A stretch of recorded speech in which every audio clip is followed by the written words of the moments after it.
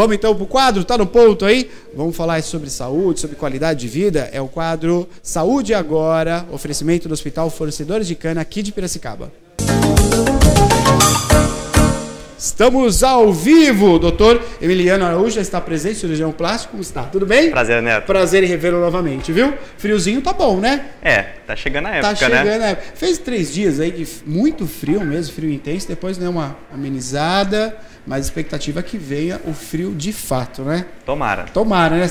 Gosta do frio? Eu gosto, particularmente eu gosto, e acho que para quem está pensando em submeter uma cirurgia, é muito bem-vindo. E é verdade, já olha, você vai poder participar ao vivo conosco aqui, viu? 2534-234, você pode participar ao vivo, ou se você preferir também, você pode mandar o WhatsApp 991411048, tirando as suas dúvidas. Olha, é verdade então que aumenta 50% na procura de cirurgia plástica no inverno?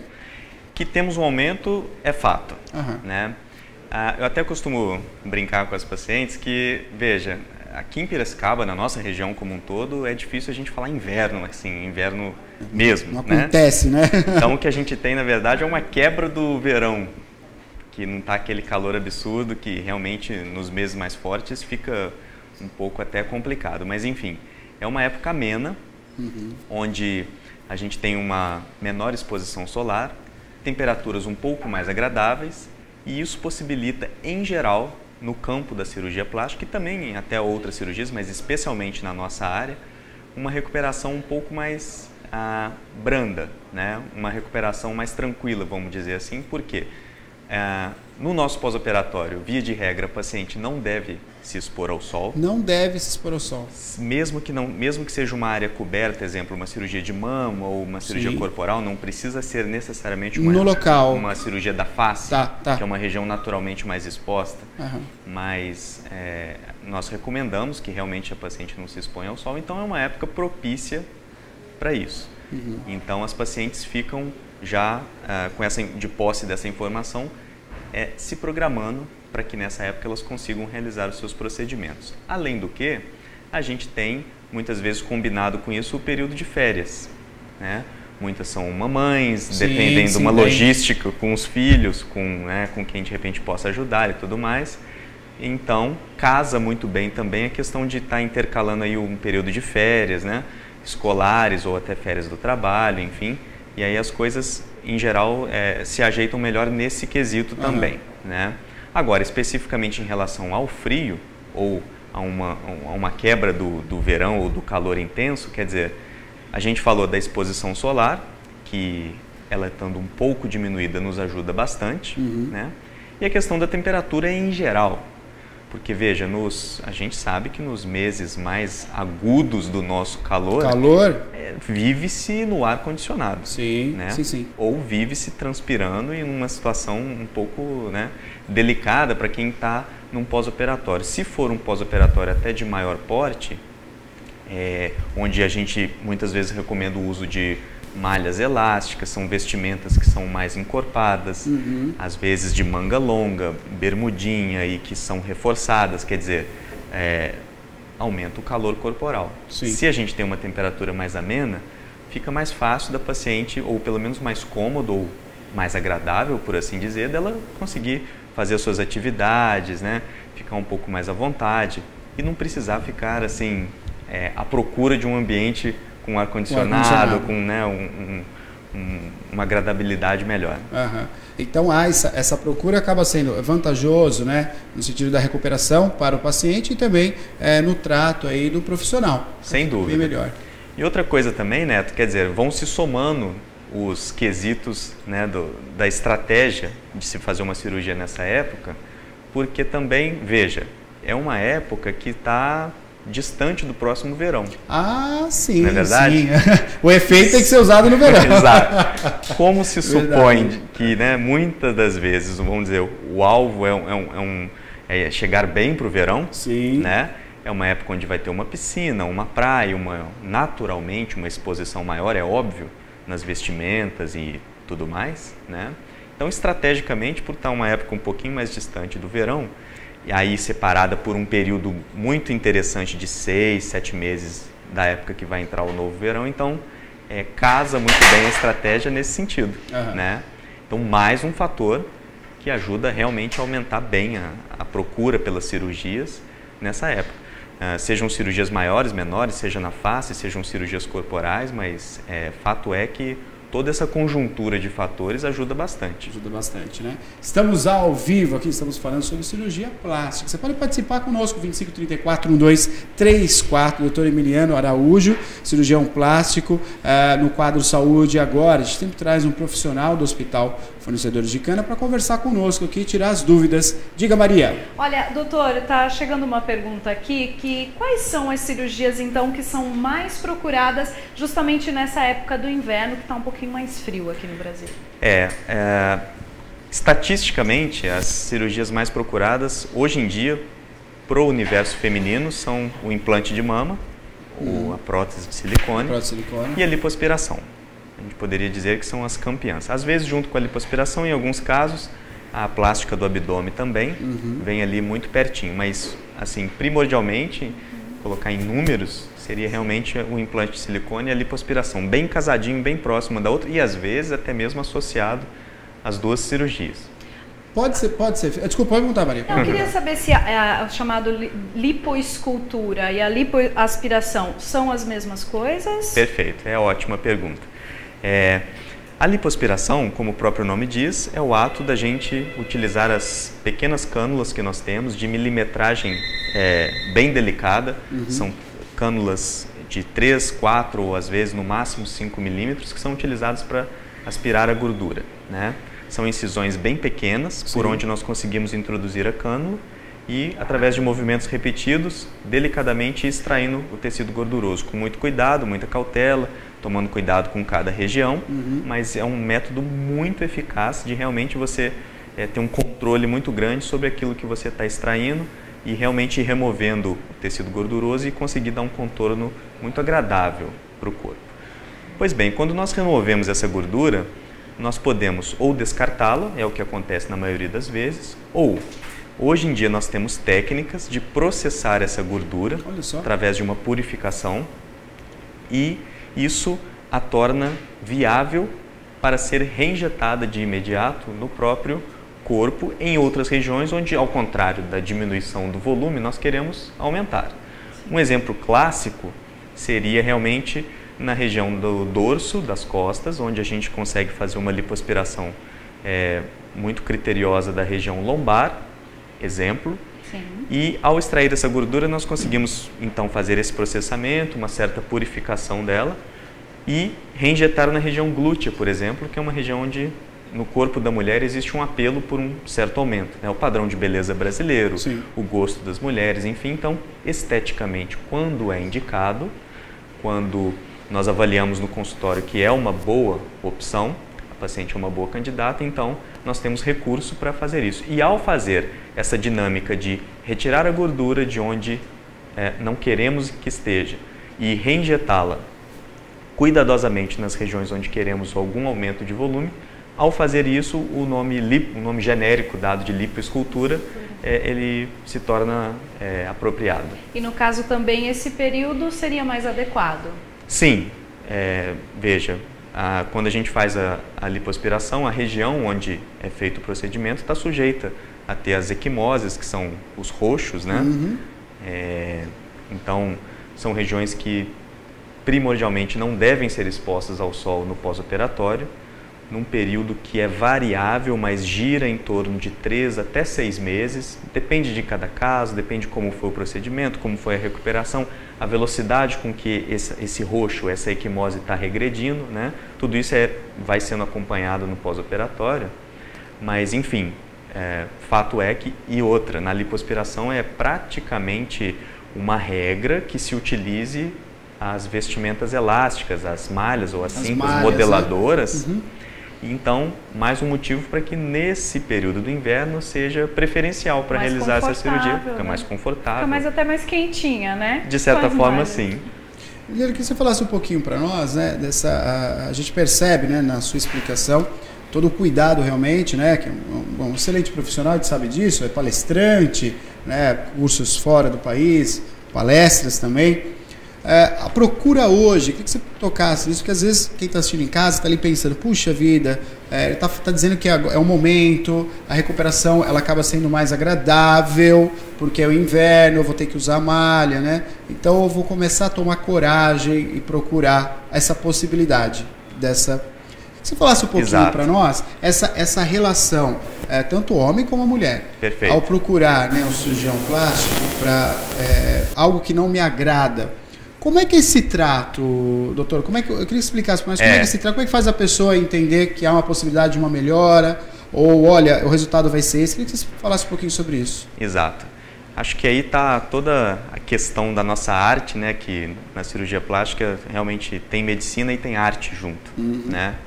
Então, assim, esse tato de você conseguir junto ao paciente ou à paciente definir aquilo que está ao seu alcance, né, na cirurgia plástica, de chegar de resultado, é um momento fundamental, ou seja, isso é feito na consulta pré-operatória, né? E acho que, assim, realmente a conversa, a consulta, a explicação tem que ser muito franca, né? Hoje em dia, infelizmente, até por questões de mídia e de, né, uma exposição global que se vê, né, no nosso meio, quer dizer, existe um apelo por resultados, às vezes, inatingíveis, ou pelo menos para aquela pessoa, né, nem com a melhor das nossas técnicas, de repente, a gente vai conseguir chegar naquilo que está sendo almejado, né? Então, realmente exige um tato muito grande, principalmente do cirurgião, para você calibrar muito bem ali as expectativas, né? Onde existe uma expectativa não realizada, é um prato cheio para frustração. E é isso que a gente quer realmente passar longe, né? Então, assim, com muita sinceridade, a gente se esforça para colocar da maneira mais clara possível para o paciente ou para a paciente aquilo que está dentro, de acordo com as ferramentas que temos da cirurgia plástica, aquilo que está dentro do nosso alcance para oferecer de resultado, para que seja um resultado honesto, digno, dentro de possibilidades reais, obviamente sempre sujeito às intempéries do corpo humano, né? Medicina não é matemática, não é engenharia, não é uma ciência exata. Portanto, por mais que a gente adote toda uma linha muito criteriosa de planejamento, enfim, o nosso organismo está propenso a volta e meia, às vezes, nos pregar algumas intercorrências. Fato que estamos preparados para lidar com isso, mas até isso também deve ser muito bem tratado muito bem ponderado, claro, né? Para que exista aí realmente um casamento muito legal da possibilidade que a cirurgia plástica tem de entregar resultados convincentes, duradouros, honestos, interessantes, que agradem ao paciente, obviamente, e que sejam realistas, exequíveis, né? E que realmente consigam encontrar abrigo na expectativa do paciente. A gente tem pergunta? Depois eu faço outra pergunta. Vai primeiro aí no WhatsApp, diga. Sim, olha, a Juliana, doutora, ela quer saber se o frio também ajuda na cicatrização da cirurgia ou se é indiferente. É a Juliana. Moradora do Sol Nascente. Legal. Juliana, conforme nós estávamos aqui dizendo, né, o frio, de repente, ele vai ajudar pela questão do contexto, vamos chamar, inverno. Né? Então, assim, em relação à cicatrização, o frio pode ajudar no sentido de trazer na época desse ano, nessa época do ano, uma menor exposição solar. Nós sabemos que a exposição solar ela pode ser responsável por uma pigmentação a mais da cicatriz. Traduzindo, olha só, tomar sol na cicatriz antes do tempo recomendado pode trazer um escurecimento dessa cicatriz, que pode vir a ser reversível ou pode ser muito difícil de ser revertido, né? Como a gente estava comentando, às vezes, por exemplo, áreas que ficam roxas, né? E que a gente brinca que a equimose, o roxo da área operada, ou que qualquer um de nós pode ter quando simplesmente dá uma topada em uma quina, enfim, todo mundo conhece, né? Então, assim, ele é um arco-íris. Ele começa roxo, depois ele vai ficando laranja, verde, e aí até sumir de vez. Vários processos. Parece um arco-íris, né? Todas as cores. Enfim, durante esse processo, por exemplo, né, uma exposição solar inadvertida, ou antes do tempo, de maneira inapropriada, quer dizer, ela pode levar a manchas na pele, alguns problemas que são muito chatos de serem contornados depois, né? Em relação especificamente à cicatrização, que a Juliana perguntou, quer dizer, o sol pode oferecer o mesmo risco potencial, quer dizer, o risco de fazer uma hiperpigmentação, deixar a cicatriz mais escura do que deveria, né? E aí realmente, quer dizer, a gente se programa para se submeter a uma cirurgia altamente programável, onde tudo é, né, realmente ajustado para ocorrer numa época legal, que a paciente consiga se dedicar a um bom pós-operatório. Tudo isso entra na nossa conversa, no nosso planejamento. Sim. Quer dizer, vai viajar, tem uma praia em vista, vai para uma chácara, tem evento, pesquisa, tem, né, para fazer um roteiro de cautela. Se programar mesmo. Para que, de fato, vamos dizer, uma situação hipotética, com 20 dias de pós-operatório, doutor, eu tenho um casamento na praia para ir. Posso ir? Posso tomar sol? Quer dizer, não convém. Né? Dificilmente a gente é taxativo, assim, né? Uma coisa assim, vamos dizer, quase que militar. Olha, isso não pode, né? O que nos cabe realmente são passar as orientações, né? E ser o melhor convincente que pudermos ser nesse sentido, né? Para que a paciente saiba justamente o roteiro, o caminho ideal para seguir e, obviamente, com isso, conseguir chegar nos melhores resultados. Eu ia perguntar o seguinte, quando a gente fala da cirurgia plástica em si, né, a gente associa a um lado vaidoso, né? A vaidade faz com que, mas quantos e quantos pacientes também, ao ter a consulta, doutor Emiliano no caso, você consegue identificar realmente uma insatisfação, e essa insatisfação ela se reproduz na vida pessoal, com o marido, com o trabalho, com a carreira profissional. Sim. Eu sei disso, que eu já tive, né, amigas e amigos também, que não conseguiam ir adiante na profissão, porque eles eram insatisfeitos com alguma parte do corpo. Então, isso é fato. Eu queria que você falasse um pouquinho para nós. Exato, é fato.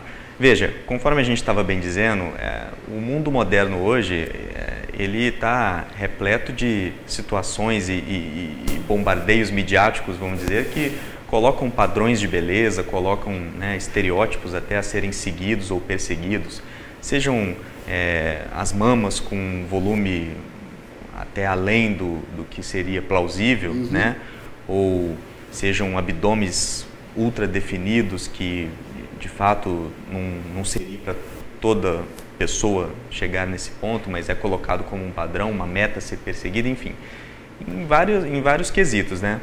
Pacientes de 50, 60 anos de idade que às vezes se colocam uma meta ou se imputam uma necessidade de estar com aparência de 40, de 30, de 20 anos, e quer dizer, mesmo, conforme a gente diz, com todas as ferramentas à nossa disposição, às vezes a gente chega num limite biológico disso, né? Um limite genético da pessoa. A gente pode chamar que é o natural. Perfeito. Mas assim, tudo isso é bem calibrado e deve ser muito bem balanceado até, como a gente estava dizendo, na consulta pré-operatória, né? Hoje em dia, então, conforme a gente estava pontuando, né, com toda essa exposição, com esse apelo que existe pela beleza, pelo bem-estar, pela imagem, né? De fato, Neto, como você colocava, tem pessoas que, dependendo da atividade profissional que tem, quer dizer, a pessoa é um palestrante ou lida com o público, ou, por exemplo, um caso como o seu, está sempre exposto, enfim, quer dizer, em geral, são situações onde, naturalmente, você vai ter um apelo pessoal daquela pessoa bem forte em relação à imagem dela. Seja porque ela depende da imagem, a gente vê isso muito no meio artístico, sim, não é verdade? São pacientes que falam, doutor, eu vivo da minha imagem, né? Já tive a oportunidade uma vez, quando estava na residência, de atender um rapaz que estava rumo a gravar o primeiro disco dele da dupla sertaneja que ele estava formando. Então ele foi atrás de uma correção na pálpebra, uma situação que ele falou, olha, se eu sair na visão dele, né, se eu sair com o meu olho torto na capa do disco, vai ficar muito mal para mim. Quando eu estou cantando e estão me filmando, eu sinto mal com isso. E aí você pode pegar esse pequeno exemplo, né, e extrapolar para diversas situações, né? uma pessoa, um representante comercial. Exato, olha, exato. Quando eu vou conversar com algum cliente meu, eu tenho uma marca aqui na minha testa que eu fico incomodado, que parece que o meu cliente está olhando para aquilo. Exato, esse ponto que eu estou dizendo, exatamente. Ou então uma mulher, uma paciente que fala, olha, doutor, eu não me sinto bem, eu sinto, enfim, na minha constituição falta alguma coisa, eu vou para a academia, eu morro de malhar e de fazer exercícios, eu te juro que eu me alimento super bem, eu vou com um nutricionista, eu faço isso, faço aquilo, me empenho bastante nisso, mas eu ainda não consegui chegar no corpo que eu gostaria, né? Falta para mim isso e aquilo, quer dizer, e aí realmente com muita cautela a gente consegue adequar as ferramentas da cirurgia plástica para de repente conseguir alçar o paciente a esse degrau que ele almeja na imagem corporal, na face, no corpo, enfim, né? Aí vai ser um trabalho legal. É um bem-estar que a pessoa procura e isso mexe com ela, mexe com a vida dela, sem sombra de dúvida. Exato. E a gente muitas vezes tem que justamente ajustar muito bem isso para que, de fato, essa busca não se torne também o objetivo principal da vida, sim, né? Quer dizer, sim. Tem um balanço, exato. né? Existe aí vamos dizer, uma tênue linha que separa realmente a busca saudável pela boa aparência, né, e pelos bons cuidados, que é legítimo e acho que isso está muito em alta e pelo lado da saúde isso é muito legal, não é verdade? Isso aí está dentro do conceito até da OMS de saúde, quer dizer, bem-estar físico, psíquico e social, né? Então é legítimo que se procure isso e nós temos isso em alta conta. Mas como eu estava dizendo, às vezes a linha que separa, né, a obsessão, né, por às vezes uma forma inatingível, enfim, ela é muito tênue, né? E aí é que a gente realmente tem que tomar cuidado para calibrar bem as expectativas e o que nós conseguimos providenciar para esse paciente. Perfeito. Então, Emiliano, quero agradecer a participação. Maravilha. A gente sempre entende o quanto é importante a gente falar sobre esse assunto, né? E ajudar a população de Piracicaba. Muito obrigado, claro, pela presença. Grande prazer, né? Foi um prazer, viu? Muito obrigado.